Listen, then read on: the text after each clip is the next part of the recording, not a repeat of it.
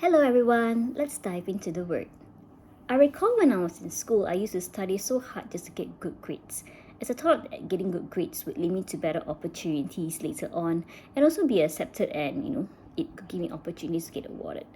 Our government system somehow was also set up in a manner for students to memorize and regurgitate knowledge in exams, and if you could do that well, you have good opportunity to get good grades and of course, be awarded for that as well.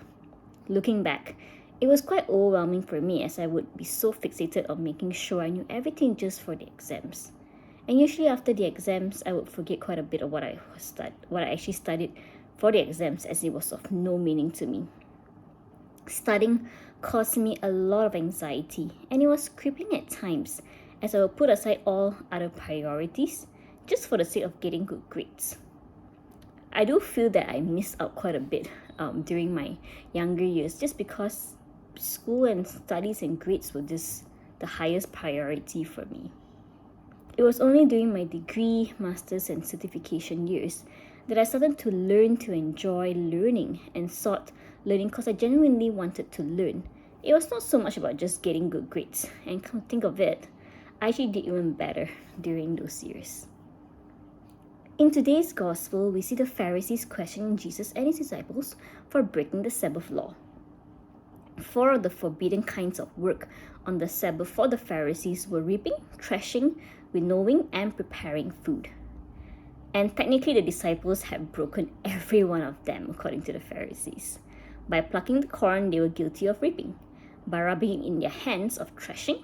By flinging away the husk, of winnowing. And the very fact they ate it showed that they had prepared food on the Sabbath. Jesus' response was by quoting back the Old Testament to them. He reminded them of what had happened, which is written in the book of Samuel, where David was given the bread of the presence, which stood for the very presence of God, and none but only the priest could eat of it. But David's need at that time had taken precedence over the rules and the regulations. Jesus quoted back this passage to the Pharisees as they would be very familiar with it.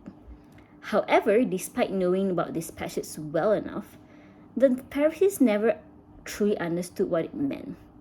Jesus was trying to show them that they had missed the point, and they were skewed in their thinking of being so strict about following rules and the laws to the point that they could not show mercy towards others. That their hearts were hardened towards the good that Jesus and his disciples were doing. How often are we similar in this manner, where we miss the point, just like how I used to study during my school time? How often do we miss the point of what God is trying to say to us through our circumstances and experiences because of our own perceptions and assumptions of things?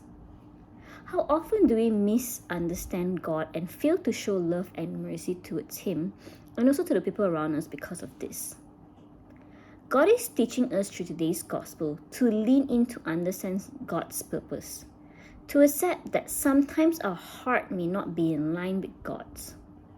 In Deuteronomy 30 verse 6, it says, "The Lord your God will circumcise your hearts and the hearts of your descendants, so that you will love the Lord your God with your whole heart and your whole being, in order that you may live."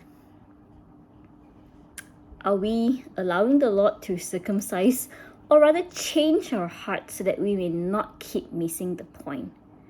We can only truly, love God with our whole heart and our whole being if we allow Him to change our hearts.